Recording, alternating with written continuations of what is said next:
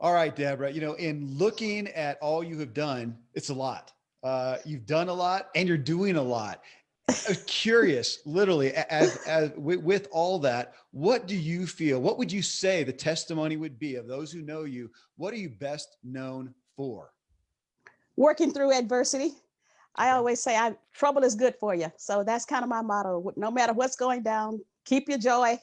I'm always up. Really, I don't do depression, and it's not a slam on anybody who has suffered with that, because sometimes I know it's due to something else rather than a mindset. But I'm a happy person. I just decide I'm going to be happy. Well, so tell me about the root right there, because I know it was written in your information that your motto is everything works together for my good. I am never a victim. I mean, we know about the victim mentality. It's just difficult for me to not feel like we are ever growing more so in that in our culture right now. And I don't know if there's a message that's more popular than that. And we can all hear that and nod our heads, but living it out day to day, especially when you get the unfortunate gift of today's headlines and media, it is not that. It is absolutely the opposite.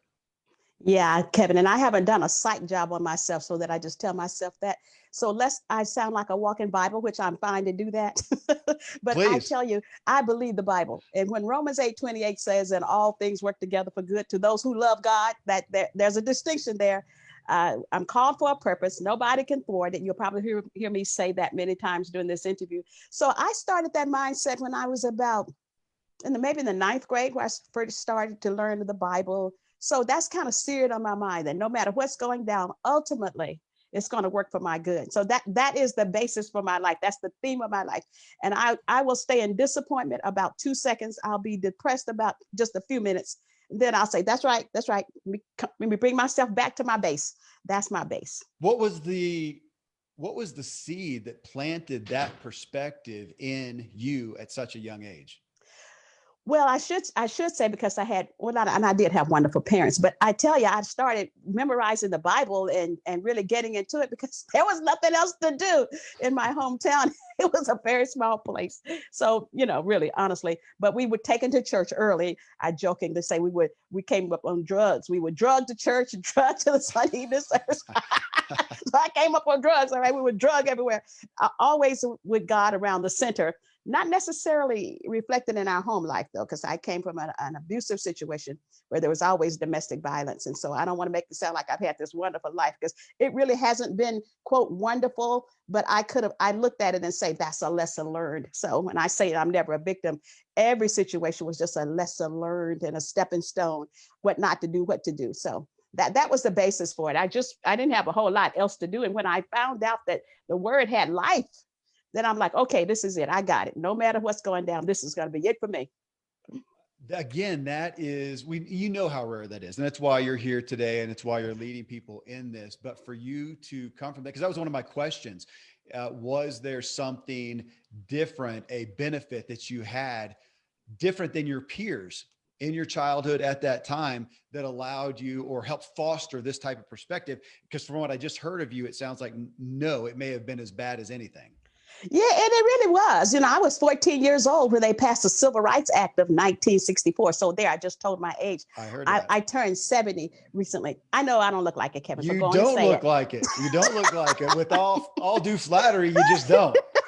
No, I'm just kidding. But when people say you've done a lot, I'll say that's because I'm 100 years old. I've had a long time to do it.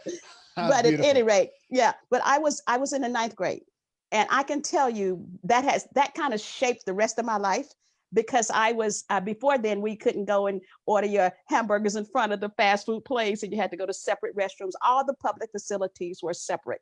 Yep. But see, when I learned that somehow or another on paper now we're equal, it made a mindset change. Okay, I can be anything I want to be according to that law.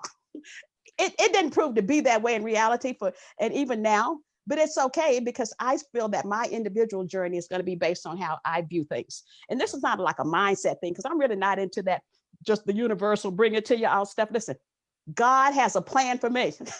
And so when his word says all the days ordained for me were already written in his book before one of them came to me, when something bad happens, I say, this was on the schedule, but I'm supposed to learn something from it. This day was ordained for me. Not that God started it or originated it, but whatever the enemy tries to throw at me, it's working for my good.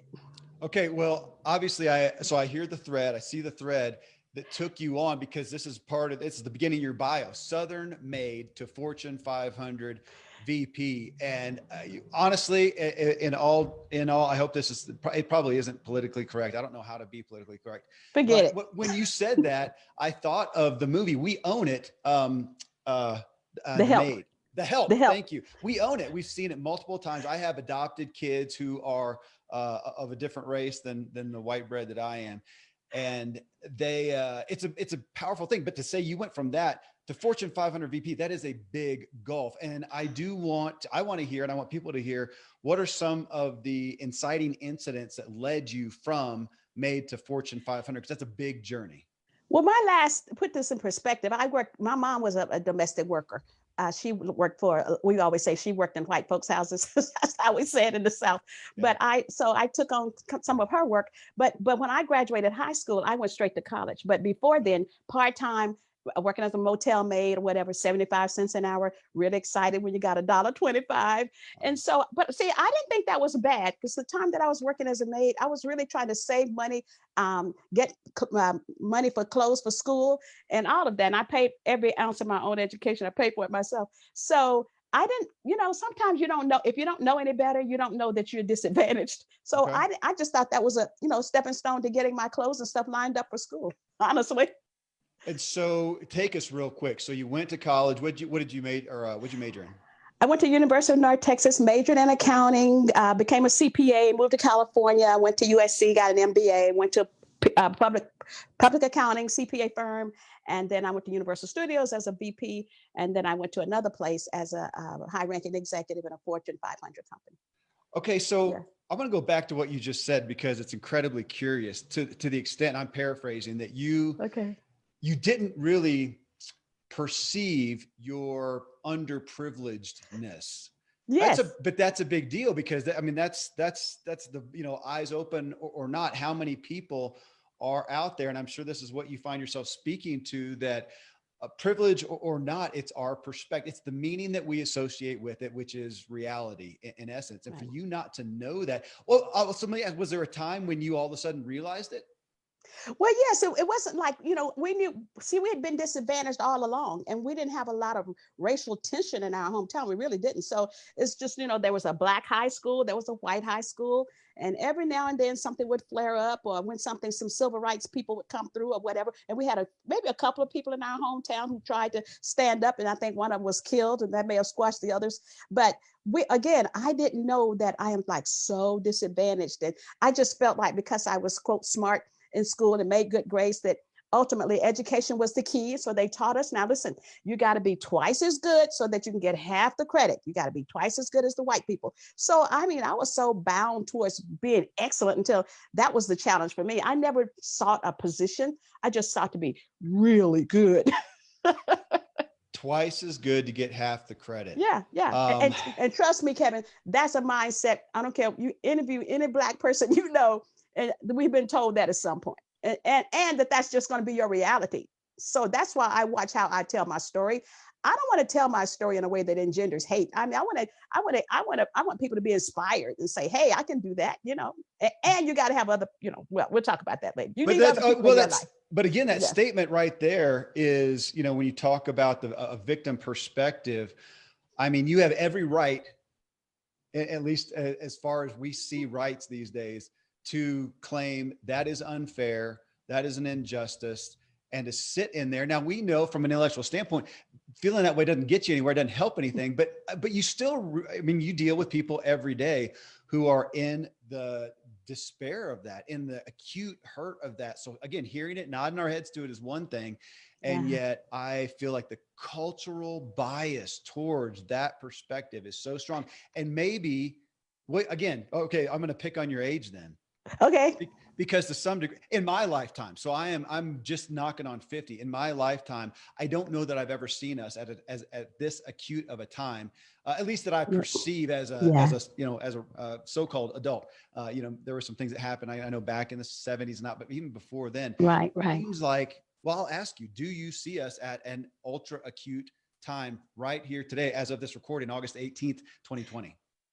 We are, but two things. We were at a terrible time when there was a Rodney King Yeah.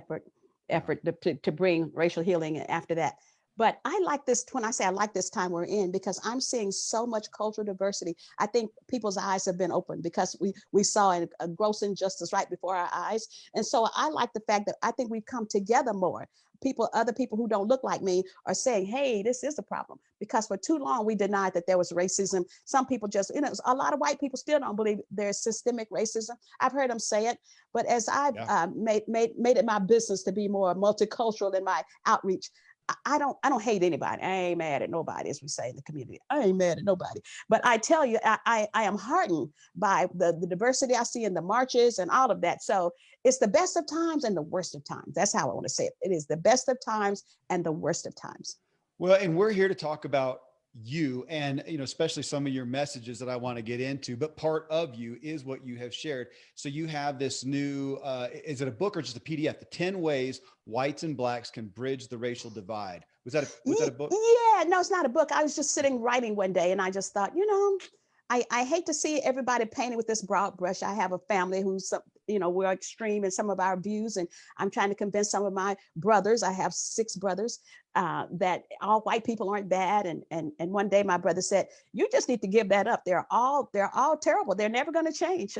I'm like, no, that's not true. I have plenty of white friends that have just been so great to me, not just in the things they've done, but I can tell from their mindset that they are genuinely concerned about my plight in life. And so I can't buy into that. But I tell you what, Kevin, what I have noticed is that the more people you have in your circle of influence who don't look like you, your circle of interaction, you have a different attitude.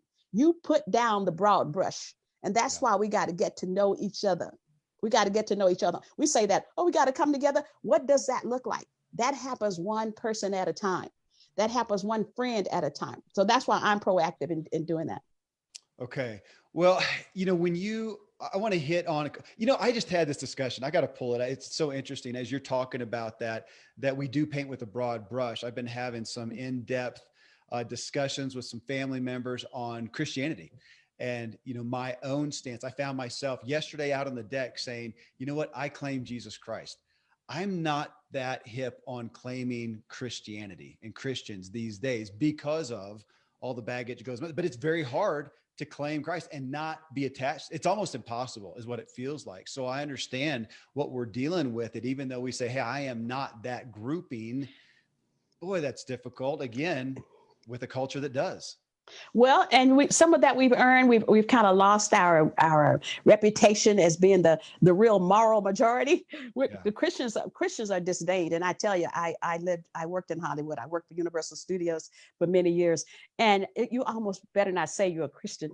You just better act like it and not say it, because and for God's sake, don't be evangelical. Well, when you look at it, it's just people who are trying to evangelize the world for Jesus Christ. And everybody's not the same. I deliberately come to the table in environments where I probably shouldn't be showing up as a Black person, as some people think. I am the treasurer of the National Association of Evangelicals.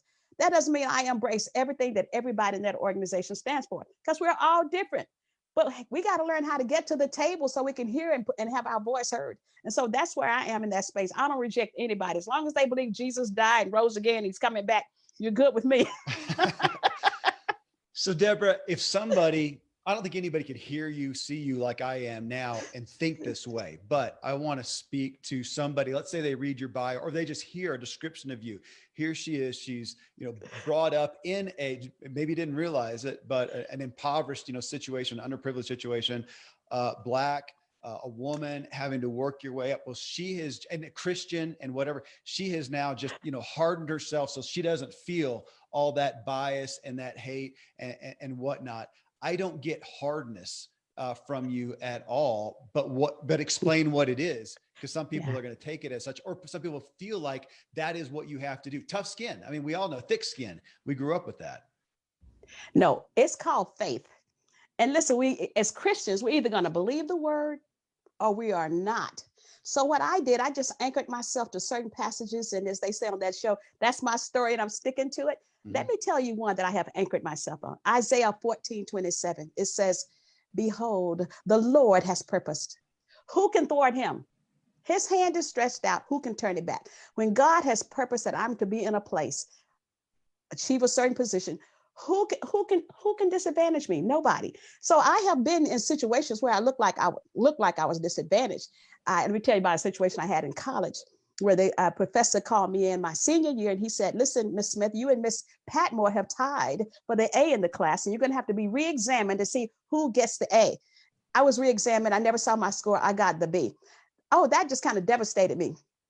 Now everybody say you ought to be glad it got to be, but not me. I'm trying to be excellent. So I didn't realize 25 years later, God would call me to be a writer, because from the point that man told me that I hadn't made the highest grade, I said, nobody will ever make more than I'll make on a grammar test. So my publisher to this day lets me turn in books late because they say, oh, your manuscript comes in so clean. Well, in my head, that was the result, because I think trouble has a result.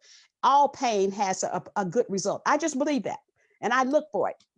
Okay. Okay. Well, let's hit on that, because I'll take this topic anytime I can, because I don't think we can hear it enough. When you say that word, the pain can have that. Well, I just said can, because we often hear pain has a purpose. I think it can have a purpose. It can be redemptive, but we always, and the one I want to hit on, we always have that person who's in that spot where something horrific happened. And I'm even cautioned to try to justify that, because you hear that, especially among Christians, well, God has a purpose. Well, I don't want that purpose if God caused that or allowed that. Right. Speak to that, because a lot of people are here. Okay. So here's the deal. I don't believe God causes it, but when you read the story of Job, and I kind of anchor myself by reading stories like that, he hadn't done a thing wrong. Yeah. But the enemy came and took away all his stuff. But I love his mindset. He said, I'm just, all of my days of my trouble, I'm just going to wait. I'm just going to wait. And you know what? Because we can't figure God out, but why take a different mindset that's going to take you down a path that leads to nowhere, just negativity and more depression? I choose to think that no matter what, it's working together for my good. I got to tell you a quick story, Kevin. There was some parents who had two twins. They were twins. One of them was very negative. One was very positive. So they took them to the psychiatrist to say why they're so different. They took the little pessimist to a room, showed him a room full of toys, and they said, what do you think? And he just started to cry after a while. He said, I'm probably going to break them all eventually. They took the other boy, who was optimistic, to a room filled to the top with manure. Before they knew it, he ran, opened the door, and started just digging through it, just slinging it everywhere. And they said, whoa, what are you doing? He said, with all this manure, there's got to be a pony under here somewhere. Absolutely. Kevin, I'm looking for the pony. And I've been through a lot of manure. I've had a lot of manure thrown at me, but I'm always looking for that pony. And I tell you, I find him. So what I say, when people who say that they've been through so much, I have too. Trust me, I've been through molestation, 2 minute deaths at one time, brain surgery, quit my job to write and speak full time. That's not in my bio, all right? Soon as I left all the comforts and benefits, I developed this condition where I couldn't talk. I had to talk like this without moving our lips. I said, God, if you called me out here to do this, I'm letting nothing stop me. I'm not canceling a single engagement. I showed up to everyone. They said this is the most painful disease known to man. I went through everyone. I had the brain surgery, came out with no side effects. I mean, come on. You have to will yourself to do that. And you got to believe it based on the word of God. This isn't about, I think I can. I'm like the little engine who could. This is about, I believe he can. I know he will. Deborah, you worked your way up, just to jump back real fast. So you went to college, CPA, you worked your way up, got yourself into the corporate world as a vice president of a Fortune 500 company. I mean, at that point, you're in rare territory for anyone. You're in rare territory for a white American 6 foot tall guy like me. That is a rare place. So to be in that place, it requires, I mean, you are influential whether you want to or not at that standpoint. To take that, is that what drove you into the authoring, the speaking, or was it just part of it you were doing along the way anyways? No, and let me say, it was a subsidiary of a Fortune 500 company. It was an MCA Universal Studios subsidiary, venture capital subsidiary that I was vice president. I just want to make that clear. No, the mindset that drove me to start writing was that I saw people who were in conflict, who didn't know how to bridge it. I saw them triangulating. If Mary was upset with Betty, she told Susie. And I thought people need to know how to do this so that we can come together as one, because people don't realize the power of unity. So I'm always trying to be the peacemaker not peacekeeper. I don't keep quiet for peace sake. So please don't think I'm saying that. I believe in confronting issues. And so I wrote a book called Confronting Without Offending. So that's what got me into writing. I'm an accountant by training. I didn't know I could write a book. I figured if I did, it would be so little, you'd be done with it in 5 minutes because I'm a bottom line person.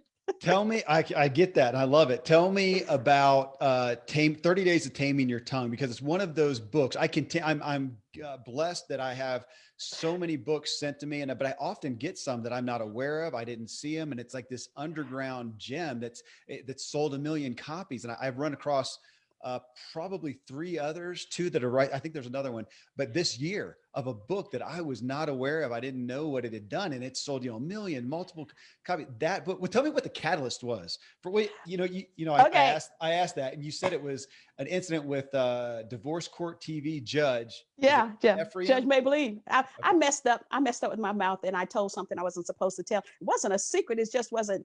I didn't use the best discretion, let's just say, in doing it. So I was so upset with myself for disappointing her as her friend, because she was just beginning, she was popular in the public eye. I wanted her to know she had a real friend, blah, blah, blah. So I felt so bad. I put myself on a tongue fast and a period of abstinence from negativity. So for 30 days, you couldn't do anything negative. No being critical, no gossiping, no complaining, none of that.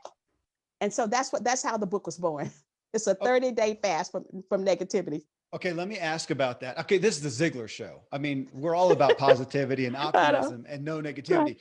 But when you get to that personal, face-to-face intimacy, vulnerability with people, we by proxy expect that that's sharing our woes, that's what we do at the end of the day. Oh man, how's your day? Oh man, this happened and that happened. Or not even to just diss on that, but just to come together, even as couples and whatnot. And we have a hurt during the day. We have a struggle during the day. We have a relational issue. We want to talk about that. And it feels natural. And just to be over here on the positivity, bandwagon and say, oh no, we only speak the positive, to a lot of people, it feels like, well, that's not real intimacy either. Talk about it. Tell about that, because okay. See, there's a difference between explaining and complaining. Okay. I can come home and explain to my husband the challenges that I face today, but if I'm constantly in this woe is me mode, and I want to give that as a challenge right now before I even go any further for your audience. For 24 hours, don't complain about anything. Don't complain about the weather. Don't complain about anything. Express no displeasure. See what that looks like, because what it's going to do is show you how our propensity to be negative. Because once I put myself on that fast and each day was a different negative use of the tongue, I realized I'm negative. Sometimes I'm more negative than I need to be. So I went through the little test in the back. Did I do this today? Did I do any one of these 30 things? In a single day, I had 5 violations. I'm like, Lord, I'm the author. I can't have 5 violations. But so we need to be able to talk to people about our woes, but don't wear them out with it. We just need to be able to explain it. We need to be able to pray about it. We don't need to pretend it's not there. So I'm not talking about just explaining and even reaching out to say, pray for me. I am in this space right here. I'm just talking about being negative, complaining to people, being critical, judgmental. Really, do we need to do that? Not telling the truth, or telling half the truth. Those are the kinds of things we're talking about. Well, I love to hear messages. We all need repetition. So I want to point everybody back. A lot of people heard him on show episode 763. We had Will Bowen, who wrote the book, A Complaint-Free World. And I would be remiss if I didn't recognize on your Lead Like a Woman book, the front page testimonial from Shanti Feldhahn and her 30-day kindness challenge. There may not, Deborah, be another book or another perspective topic that I have talked about more on this show in the past however many years since I had Shanti on there. So your book, I'll tell you, you guys sent me 3 of them. My wife grabbed one right away because she said, oh man, I know I've gotten that. And then she read about you. She said, I've got to read that about you. Cause you go through the book and you hit, is it 30 different ways? Yeah. And I love that, because it's not just so people are hearing that, okay, just don't say anything negative. It's near impossible for us too. But when you go and explain them to that degree, to me, it was just like, oh yeah. I didn't think about that. I think I'm doing so well, but I did that and I did that and I did that. Yeah. And I give you alternatives. Like I give you, instead of doing this, say that, and I give you scriptures that reinforce the principle. So see, I used to have trouble telling half the truth. Now, let me tell you, I wasn't a liar, my husband said any intent to deceive is a lie. But let's say I was late for a meeting and I would come in, since I lived in LA, I would come in like, traffic.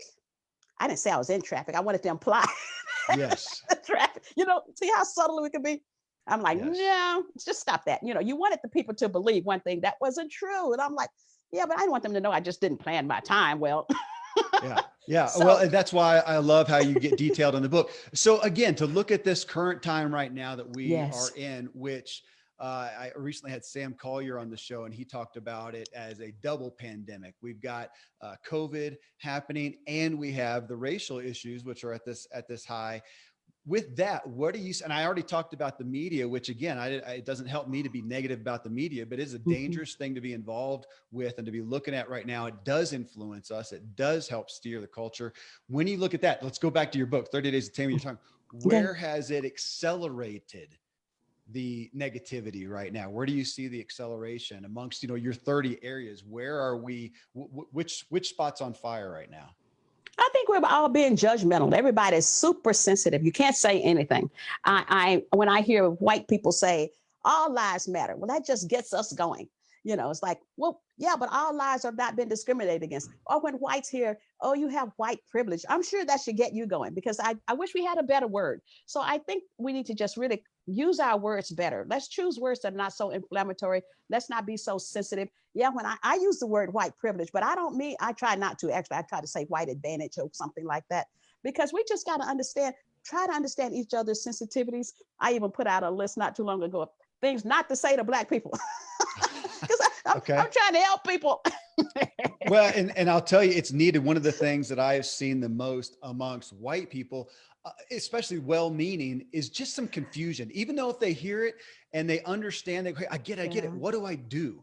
What do I do? And that's been a big question. And I feel confusion, and I see them struggling with guilt then at that point, which I know doesn't help anything, maybe relevant to some degree, but it's that confusion. So speaking to it, I appreciate you candidly doing so. Well, when my list, I put out 10 things whites can do and 10 things Blacks can do. One of my things on my list is reject the guilt. Don't let anybody put that guilt on you. I was in an environment recently, and it was several white people. I said, now raise your hands if you owned a slave. So you're not responsible for the sins and atrocities of your ancestors. If you are perpetuating them, yes, repent and get on another track. But you can't let society, you can't let us as Black people put that guilt on you today, because you weren't there. Now, you may have gotten some benefits that got you to your place, but that's not your fault. It's like a beautiful woman. You're just like, okay, that's not your fault. You're beautiful. You see what I'm saying? Yeah. So you may have be in a better position in life, but you don't need to apologize for that. What you want to do is to make sure you're not perpetuating the racism or whatever. So I'm really encouraging both sides, but we all have biases. And that's my number one thing on my list. Recognize that we all have a bias. I have a bias. I mean, I have positive biases towards people. I like people who talk fast. Don't give me the long version of a story. I'm too busy to hear the long version. And I realize, though, in having that bias, many times I'm going to miss out on the value somebody else could have had to my life, because they circled the airport too long before they made the point. I am totally with you there. I want you to talk to Judgment, though, because to be candid, I talked about some discussions yesterday. I had one of my children, let's see, she's 20, and all candor, with no offense, but we were talking about something. She said, Daddy, you are judgmental. You are. I mean, I can't deny that. I mean, it's so difficult to, and we've talked about this as parents, my wife and I, that when you are pursuing just bettering yourself. I mean, I'm a professional in the personal development, self-help industry. When you're doing that and you see something that has helped you, that has helped people, and even more so when you see things that are hurting people, you want to speak to that, which you do. You said you confront those. To do that in a way that is not judgmental, I'm just going to say, and maybe this is just my own weakness, which there's plenty of, it's difficult. It's difficult to walk that line of standing on that and believing in that and having grace and compassion. And so I had a daughter testifying that I don't always do that well. Well, you're preaching to the choir. Listen, I'm like that. And if I see somebody can be excellent in a way, I want that person to be excellent. I had a big deal to launch my book. It was an online event on Sunday, and somebody was speaking, and they got up and started walking. They had 45 minutes to prepare to speak, but they started walking through the house with their computer, trying to find a better light. See, I'm like, be prepared. I'm always trying to help somebody improve. I'm not being critical. I just want people to be excellent if they can. And especially if you're Black. I'm not kidding. I have very little tolerance for somebody who doesn't pursue excellence. It's like, we're already discriminated against. You can't afford to be less than in this area. You got to have your areas. And I'm not going for perfection here. I'm just talking about excellence. And there is a difference. And so that I'm kind of in that space. So I was planning to write this person a note this week and say, listen, you want to already be ready to roll when the camera starts. Don't walk through the house with that. If you're going to do that, put a still shot up there. That's what you do on Zoom. Well, again, I appreciate the way that you're coming at this, because people can hear that and feel it's an unfairness, because what we're by proxy saying, which is absolutely true. And I'll pick on myself because it's just the easiest thing to do. I'm a 6 foot tall, white American male. And I do not, if we get away from the privilege and the whatever, I don't have to try as hard. I can just get away. Right. I can get away with so much. The expectation level is there, and I can get away with that. And for you to saying, if you are not that, we could just say that right there. If you are not a 6 foot tall white American male, you're going to have to strive harder to get the same level of respect, opportunity, access.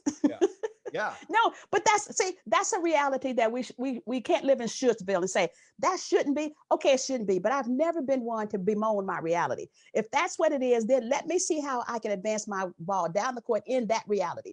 That's why when I talk about not assimilating into the culture, but I can tell you, Kevin, I have spent so much money and I don't regret it, just trying to make sure I'm at a place where I can be accepted in that. Now, I wasn't obsessed with being accepted. I wanted to get to the table because I know me. If I get to the table, when I say to the table, in those circles where decisions are made that may impact people who look like me, I want to have a voice there. I want to have a voice that's respected.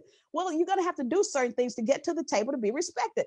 That's a reality. So I'm willing to do that. So I don't lead with the fact that I'm Black. I don't come in somewhere with a big afro. I don't care who does. That's fine. And I'm not trying to be white, but I want to make sure that, because listen, we all like people to some extent who are kind of like us a little bit, think about it. I mean, can I just be real with that? I mean, we have to accept that. You don't need to be angry. People don't want to be around an angry person. You can be angry, but you better learn how to protest in a better way. So that's what I'm saying. Some people may not like it, but listen, it's got me to the table, many tables.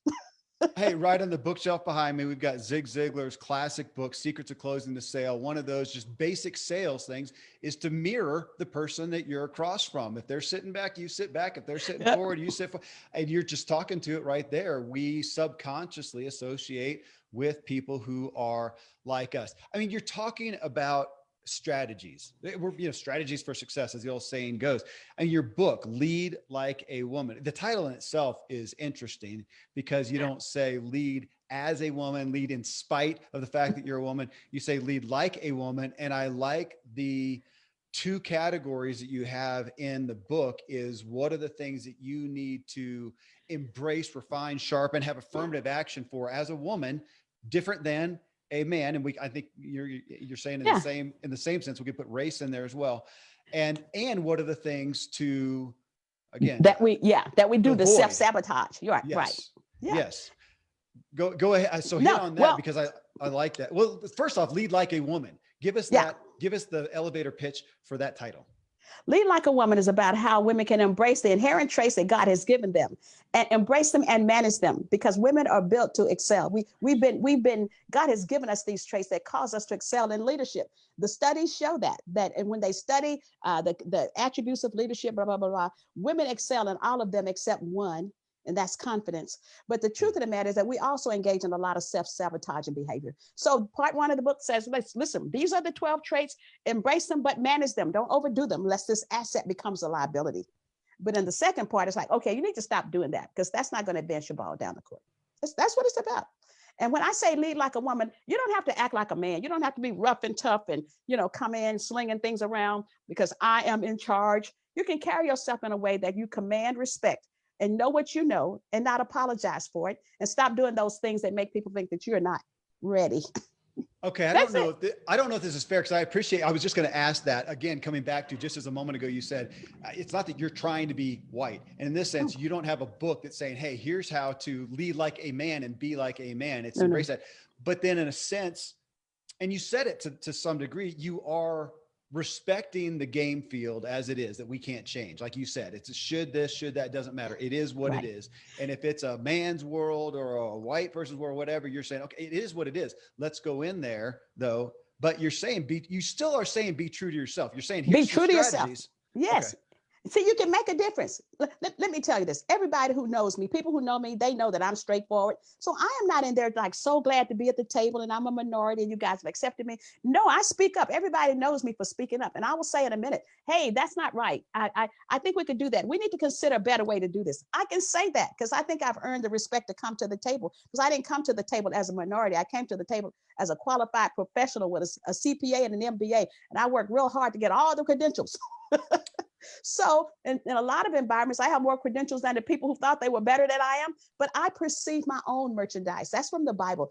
She perceives that her merchandise is good. I know that when I come to the table, I'm good for people. I tell them the things they shouldn't be saying. I've told my publishers, don't say Black people are articulate. They'll say, oh, when they're talking about me, she's so articulate. I said, listen, you need not to say that one. I'm going to help you. I tell them this behind the scenes. When you say that, what you're saying is you're articulate to be a Black person. Do you tell white people they're articulate? Yeah. Yeah. See, I'll Yeah. say stuff like that. I help people. I help people.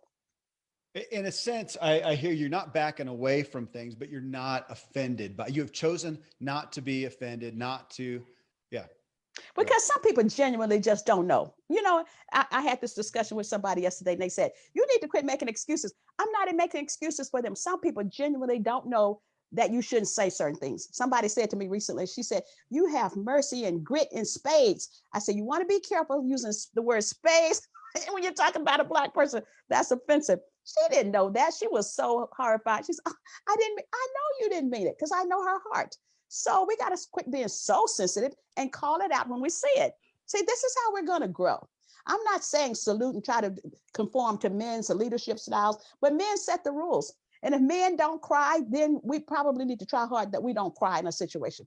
But if we do, I teach you how to jump back from that to say, hey, you can tell I feel pretty strongly about that. Okay, So, Deborah, you got to school me. So this is going to go out to tens of thousands of people, and I'm going to admit, okay. spades. I've never heard that. What's with Yeah, well, spades? a space is those that when you play cards, Yeah. that's that Black thing. Well, that's usually associated with something Black. Sometimes they'll say, oh, that person was referring to a dark skinned person. He was Black as ace of spades, or they used to even call us spades. It means Black. Wow. It's a derogatory term for Blacks. So I say don't use it in any reference. Don't use it in the same sentence when you're talking about Black people. Okay. You will never know everybody's sensitivities. All right. So Sure. so you're bound to just, but if you have been out there and a person, we know you as a person who's objective, we know your heart, then you can get by with some things. But if you haven't been out there and we don't know you, you might want to refrain from some phrases like that. So when you talked about being in those key places, key groups of people, decisions are being made, high level stuff happening there, you are obviously you're cognizant of what's going on. You're cognizant of perceptions and whatnot, but it also feels like to a sense, once you get in there, you're just you. You're ignoring that and putting it behind you. Oh yeah. Yeah. Okay.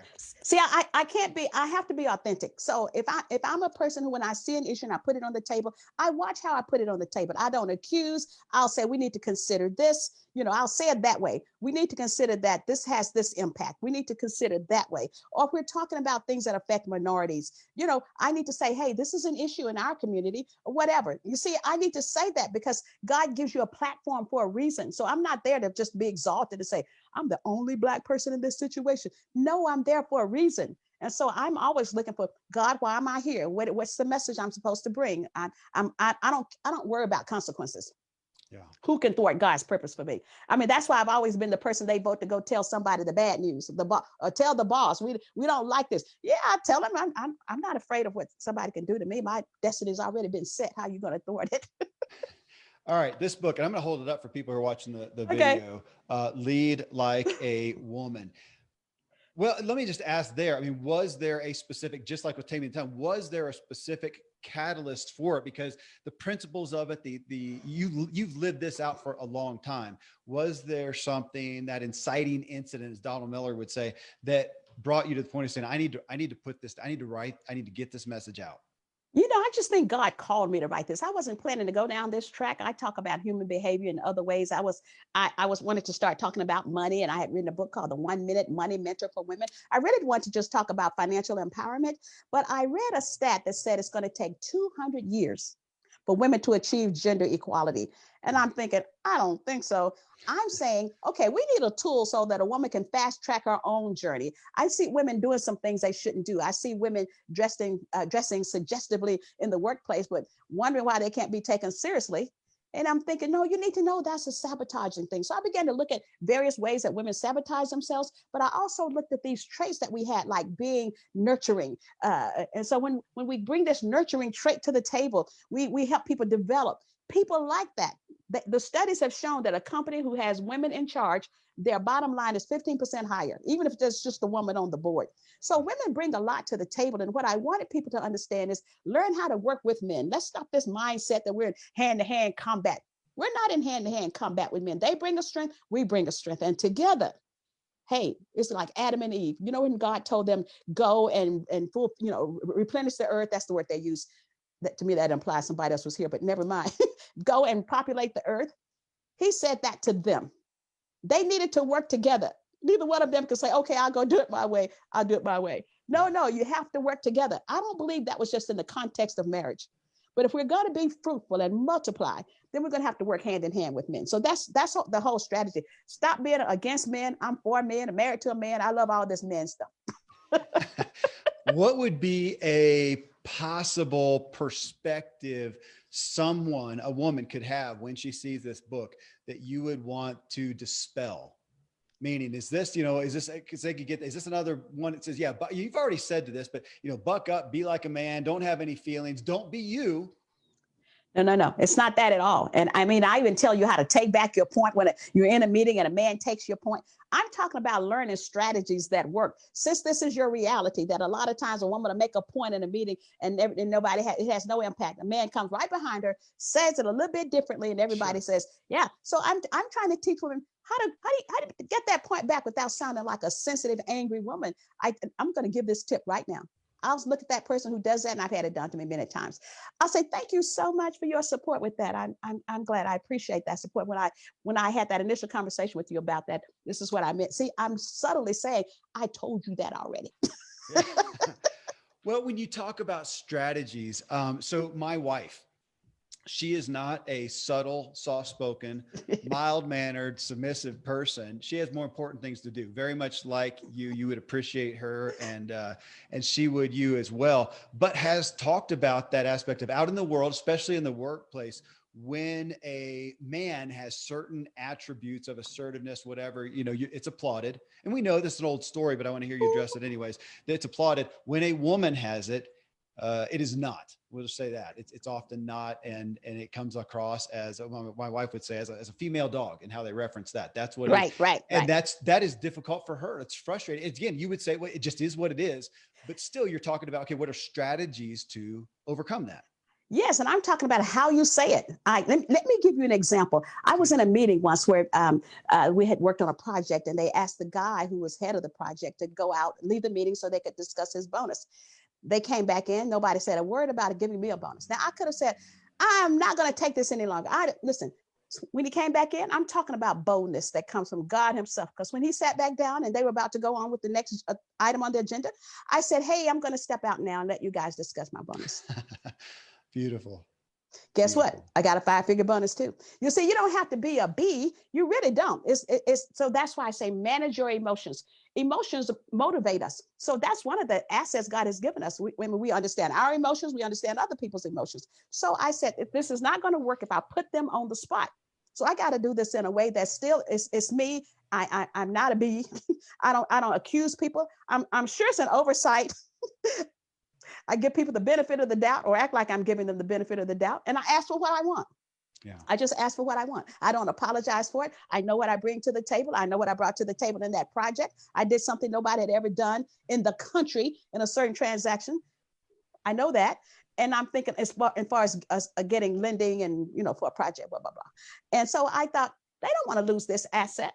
And so sometimes when I would just get frustrated, I said, well, I wonder if God is still saying I'm supposed to be here. Maybe I better consider what else God is saying. See, I made God the heavy. Yeah. So I teach women, Yeah. I teach women how to listen. You got to do what you got to do, especially Christian women, because some of us have this idea that we need to keep quiet for peace sake. And if we just work hard and keep our heads down, somebody's going to notice. Not. Yeah. No. When with this book, I can read it. I hope I can discern wisdom. I can't read it as a woman. So as that, where would you, obviously it's training. We're talking about strategy. It's training. Are you already finding that there are aspects of it being freeing for them as well? Again, dispelling these myths that they have of it. This is what I got to do. This is how, this is the injustice out there, whatever.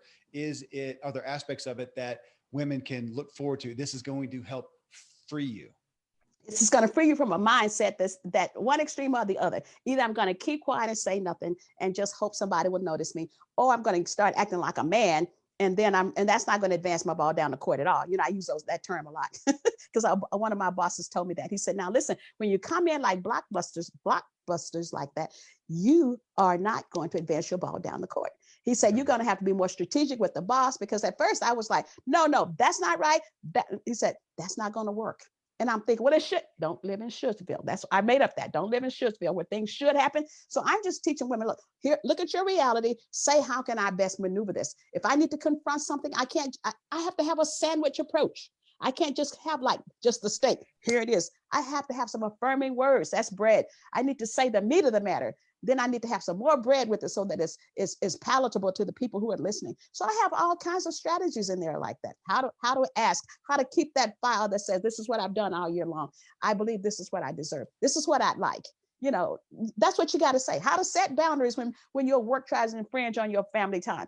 No, I people know not to do that with me. I just let them, I want to anchor this, Deborah, with taking this perspective, just to take advantage of the fact that you are here, you are you know what you know, on the racial aspect too, because so much of what you're talking about, that it is what it is, but there are some things that you need to do, strategies. I love that. If you're going to advance the ball down, because who doesn't want to? Who wants to say, well, I want to stand on that? Well, you can if you want to stay there or go backwards, but if you want to go forward. So in the same thing, because it feels like so much of the perspective, the nuances may be different, but the perspective is the one that you're bringing out in regards to race as well. Some things that you need to affirmatively embrace, some things you just need to avoid. What would you speak to there?